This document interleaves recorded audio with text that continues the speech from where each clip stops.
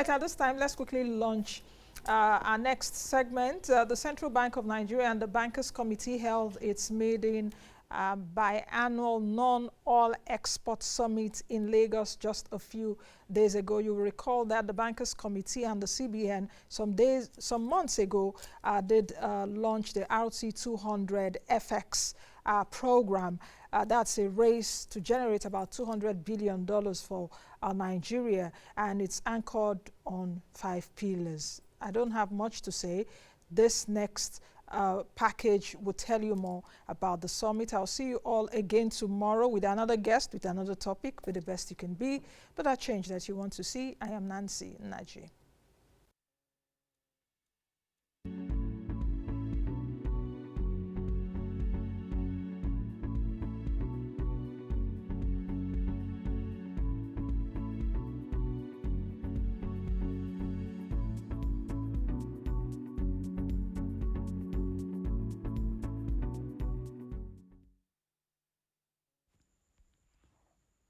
In the face of rising demand for foreign exchange for goods, services, and other needs, the Bankers Committee, led by the Central Bank of Nigeria, the Nigeria Port Authority, and the Nigeria Customs Service, have resolved to form a working group to identify and implement measures to address constraints to non-oil exports.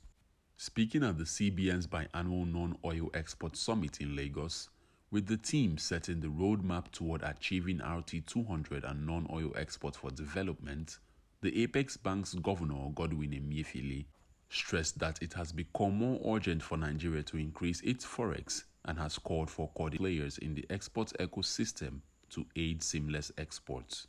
The program, according to him, is targeted at 5 key anchors, including value-adding export facility, non-oil commodities expansion facility, non-oil FX rebate scheme, dedicated non-oil exports terminal, and biannual non-oil export summit. Each of these anchors represent a channel of implementation that tackles every applicable aspect with measurable indices. I'm very delighted to be here with you this morning and to give you a steer of what we will try to accomplish during this one-day summit.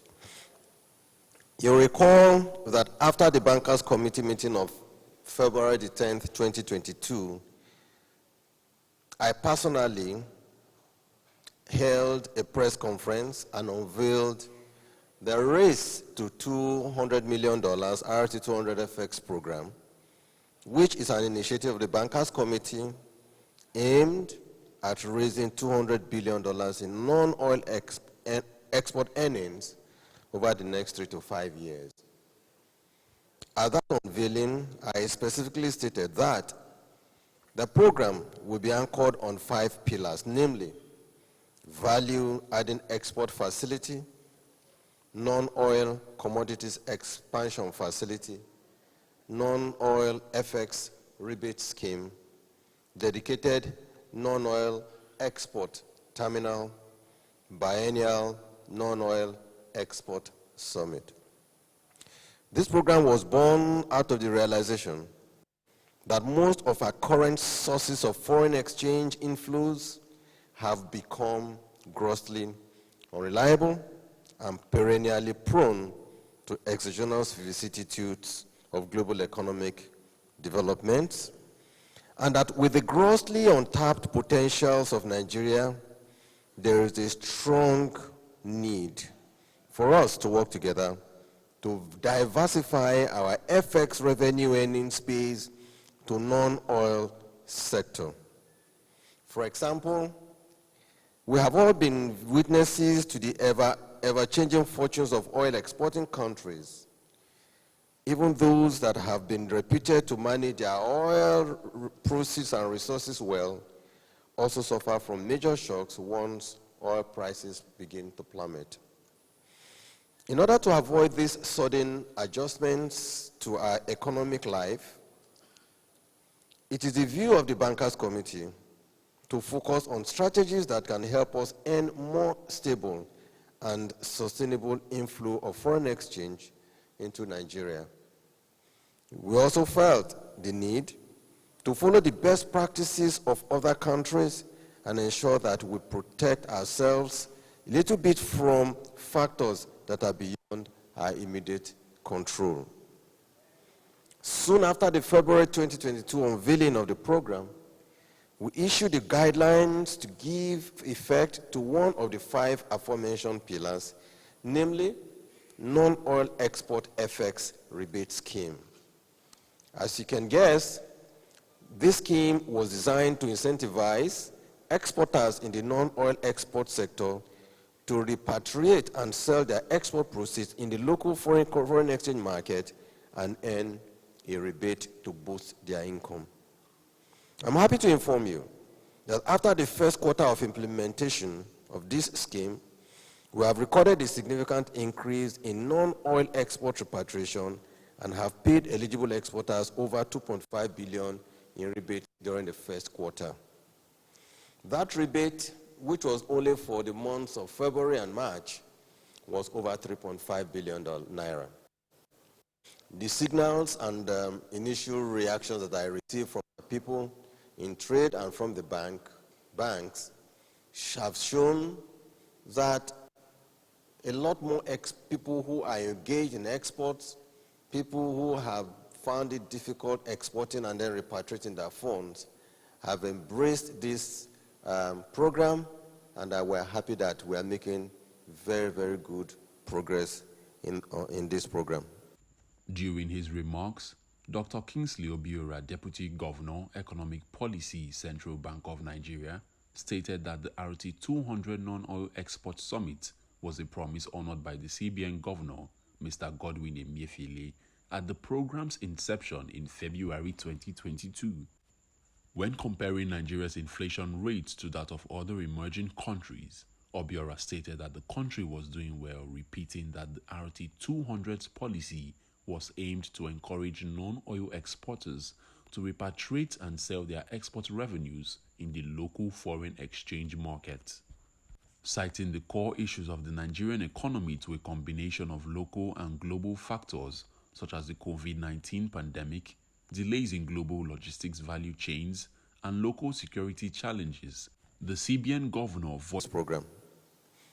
As we all know, the global economy has been going through very difficult times. You look at inflation, for example, it's been reflecting 4 major factors. We've seen some hikes in commodity prices, especially food and fuels, and exacerbated by the invasion of Ukraine by Russia, 2 very serious, significant commodity exporters. We have also seen disruptions in global value chains that has been aggravated by the lockdowns in China, who, as we all know, is now the manufacturing factory of the world. We have seen some rebalancing of demand in favor of services, which are usually more expensive than goods. And finally, we are seeing some tightness in labor markets around the world, because as people have become freer to work from home, it has made labor more available and tightness in the labor markets. All of these, though, have meant that we are seeing inflation at unprecedented and uncomfortable levels around the world. You go to the UK and the US, where for forever they had almost zero inflation. They are now at almost 6% in the UK and the EU, and 9% in the US. You go to Argentina, for example, they are over 70% inflation. In Turkey, is 58%. Right here in Africa, in Ethiopia, they are 36%. Ghana is over 31% at the last count. So when you look at all of this, you begin to feel that we are not doing all that badly in Nigeria at 17%. But usually when the globe sees such difficulties, they respond by coming together in one room to find a solution to a common problem. But that's not what we are seeing this time. A lot of people are looking inwards, and I'm sure the governor would talk about this in his remarks. And central banks have basically all around the world gone on a rate hike spree. In fact, in the last 90 days, we've had 60 rate increases all around the world. and even the Central Bank of Nigeria, MPC, raised rates for the first time in 2.5 years by 150 basis points, which one could consider to be aggressive. We saw yesterday the Federal Reserve, the Central Bank of the US, raised rates by 0.75%, which, according to history, is the largest they've done since 1994. So all of this means, though, that as you raise rates, it must affect growth. And that is why the IMF has recently revised growth from 6.1% they expected this year to 3.6% for this year and next year. And if you look at where they kept Nigeria at 3.4%, again, it just tells you that we're not doing as badly as we might want to believe. And so these inward-looking policies that the globe has taken, banning important commodity exports, means that here at home in Nigeria, we need to take care of ourselves. And the RT200 FS program is a response to that we can do this on our own, that nobody would come from outside the country to help us survive. And it has 5 pillars. What we are doing here today is a promise being kept by the governor of the central bank that we should have a biennial non-oil export summit where people can sit down, and for every problem or challenge that you throw on the table, there will be someone in the room to provide solutions.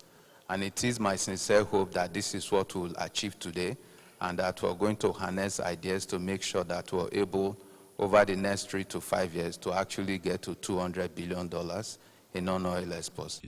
The CBN governor voiced concern that most of Nigeria's current sources of foreign exchange inflows were undependable and susceptible to fluctuations in global economic developments. Emefiele observed that global economic issues had harmed food production, among other things, and had put undue pressure on the economy, revealing the fragility of the Nigerian economy and making macroeconomic management harder. While stressing the need for a more diversified economy, the governor said monetary policy alone could not bear all the burden of the expected adjustments needed to manage the challenges of the Nigerian economy. Disruptions due to COVID pandemic, delays in global logistic value chains, local security challenges have exerted undue pressure on our economy, making macroeconomic management very difficult, particularly FX availability and management. These factors impacted oil production and prices, disrupted trade and export, reduced capital flows, and impacted food production. They also exposed the fragility of the Nigerian economy and the need for a more diversified economy. Yet, in the face of these challenges, the Central Bank of Nigeria has been confronted with rising demand for foreign exchange for both goods, services, and other needs. With this unabating demand, the bank has been working to manage both demand and supply side to meet the foreign exchange obligations in Nigeria. However, let me emphasize that monetary policy alone cannot bear all the burden of expected adjustments needed to manage these challenges and difficulties in our country. These problems call for urgent design and steadfast implementation of other supportive, structural, and complementary policies that are broad-based, coordinated, and focused on complementing the work of the Monetary Authority. Just as the situation I have outlined above forced the CBN and Bankers Committee to set for more innovative programs and policies to gear towards sustainable solutions, it is my earnest hope that at the end of this summit today, presenters, panelists, participants will put on their thinking caps and come up with even more innovative solutions to the programs of non-oil export in Nigeria. Furthermore, the CBN governor called on the Nigerian Ports Authority, Nigeria Customs Service, and shipping companies to enable non-oil exports with a dedicated route for easy processing of export goods. He said the appeal had become more urgent for Nigeria to increase its foreign exchange earnings over the target period. Our government agencies, Nigerian Port Authority, Customs, all of you that are involved in the export value chain in Nigeria, business people, financiers, and practitioners in the non-oil export space in Nigeria are present in this hall. When, at the time we were conceiving of this idea, we said, we, the bankers, will play our roles. We will try as much as possible to provide cheap, affordable, long-term finance for companies that really, truly deserve to conduct export activities of goods and services. But we feel, and that is the reason why we're here, that we cannot do this alone. That we need a handshake between the bankers, the central bank, between the exporters that are all involved in the value chain, but more importantly, with those of our brothers and sisters that are government agencies that are involved in the process of smoothing the process of export in Nigeria. There has been indeed unbearable difficulties and challenges involved or faced by exporters in exporting goods out of Nigeria. My brother Koko, you are here. You have a lot of work to do. We need your support and we beg of you. You are in charge of the Nigerian ports. Please, work with us. We are ready. The Bankers Committee is ready in any way to provide the needed support that can smoothen the challenges involved in our port operation in Nigeria. We truly and badly need foreign exchange to fund the import needs of our country.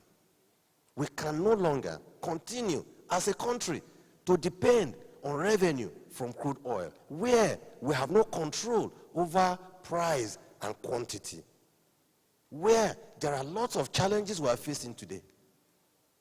I keep reading the newspapers. NNPC talks. Minister of Finance talks. The Acting Accountant General talks. To see different things. I am not about to begin to see the challenge we face in central bank, about how to manage monetary policy, and about how we can work together. But I think what is important is that we all need to work together, because it is a solemn pledge and responsibility that we have taken up as in this role, that we can and we will do something as Nigerians to help our country. And we will need the support of everybody. All the bottlenecks involved, whether we need to create dry ports or we need to create any type of port that is needed to expand and make export operation easy in Nigeria, we need your help. Nigerian ports, the customs, the shipping lines, please let's do it together. Nigeria can be great in export. Although he acknowledged the immensity of the final objective of the $200 billion in non-oil exports over the medium term, Emefiele expressed confidence that the target was doable, considering that many countries less endowed than Nigeria have accomplished much in agriculture. To emphasize his point, he stated that the country had seen a considerable increase in non-oil exports repatriation within a short period of adopting the non-oil FX rebate scheme, with qualifying exporters receiving over 3.5 billion naira in rebates. My hope is that this will be a problem-solving gathering, a summit that would guarantee that for every complaint, problem, issues, challenge, or difficulty that is presented or identified, there will be one or several agencies or practitioners that can articulate options for solving that problem. I strongly believe that the ideas harnessed from this maiden summit will be invaluable in helping us reach our ultimate goal of $200 billion in non-oil export over the medium term. Ladies and gentlemen, Your Excellency, I'm mindful that this goal itself may appear unattainable to some, but I'm resolute and determined that we can achieve them. Many countries that are much less endowed than Nigeria are doing it. Consider, for example, that agriculture exports alone from the Netherlands was about $120 billion in 2021.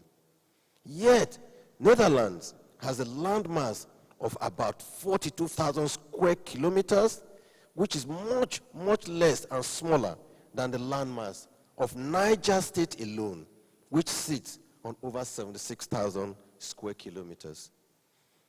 Therefore, I call on this gathering to candidly interact and make constructive and innovative suggestions towards exploring the non-oil export sector as a more sustainable means of increasing foreign exchange inflows into our economy and generating employment to spur growth in our country. Your Excellencies, ladies and gentlemen, it is important to remember that no country is promised greatness by anyone, like I said earlier. Instead, we have to do it ourselves. Instead, citizens have to roll up their sleeves and work to achieve greatness themselves and for their country. As renowned Canadian economist Peter Howitt once said, economies that fail to transform themselves with the passage of time will fall off the growth path sooner than later. Therefore, this is the time for all of us to work together to reposition Nigeria on a growth trajectory by taking diversification of the Nigerian economy as a serious business. This is the time to start working in synergy for the good of our country. This is the time for us as in the banking community to do more and support exporters who have been flying the flag of Nigeria in the international market space. There is no better time than now. In his remarks, the governor of Lagos State, Babajide Sanwo-Olu, expressed optimism that the Lekki Deep Seaport, which he described as the largest in West Africa, will be handed over for use at the end of 2022, thereby providing enormous opportunities to exporters to ply their trade and by extension improve the export earnings of the country. As part of efforts to decongest the Apapa and Tin Can Island ports in Lagos, the governor said the state's government was awaiting approval for work to begin on the Badagry ports in the western parts of Lagos. We're indeed happy with our modest interventions and ensuring that on a daily basis we can clear the gridlock in Apapa. And even where there are gridlocks, at least all of the trailers and all of the tankers are queued, whilst not blocking the traffic for other road users. We've seen all of our modest intervention with MPA on the ETOL initiative and how it's working. And even if there are hiccups, we all can go back and make sure that we have a model that we can all be proud of. We also know what the challenge that we currently have with capacity issues with the port. We know what has been the growth trajectory when the port was built several decades ago. But I'm happy to inform us that before the end of the year, Lagos should be handing over the Lekki ports for the use of all Nigerians to also be able to increase the space for our export market. The Lekki ports will be the biggest and the deepest deep sea port in the whole of West Africa, if not in Africa, and that will give an opportunity, the rightful choices to export producers and people in that space. And I've also confirmed that even the Badagry ports were waiting to get a FEC approval, and so on the eastern part of Lagos, in another couple of years, we should also have another Badagry port. So what you will see is really to be able to completely decongest the pressure that we'll have with the Apapa port and the Tin Can ports in Lagos. The Lagos State governor also called for economic diversification in Nigeria, saying that the country should shift from over-dependence on oil and gas to agricultural produce, solid minerals, chemical products, furniture and clothing, as well as tourism, amongst others. He also stressed the need for Nigeria to discourage over-reliance on mono-economic revenue, which is oil, and scale up its exports, noting that a situation in which oil and gas consistently account for the bulk of government revenues and foreign exchange earnings is not an ideal one. So that the potentials of having an economy that can scale up its exports cannot be overemphasized. We've seen, all the numbers as shown on the board, that even the things that we have today, just by improving value addition on some of the products and some of the export that we're having now, we can see double and triple folds in terms of earnings and revenues, coming from some of those areas. And it goes beyond just oil and gas. We can see a lot of improvement in agricultural produce. We can see better improvement in solid mineral, chemical products, and all of it. A country in need of foreign exchange has no business just staying on importation alone. Like you keep saying, let's produce what we want. Let's eat what we produce. Let's ensure that everything that we produce in this country are the things that we require in this country, to reduce our dependence on importation. As I've always noted, I think it's important for us to commend the central bank for this great initiative. We believe that the race to US 200 billion FX scheme, which is called RT200, among other laudable initiatives of this current regime of CBN, is very laudable, is apt, and is something that every government needs to embrace, and all of you in this room.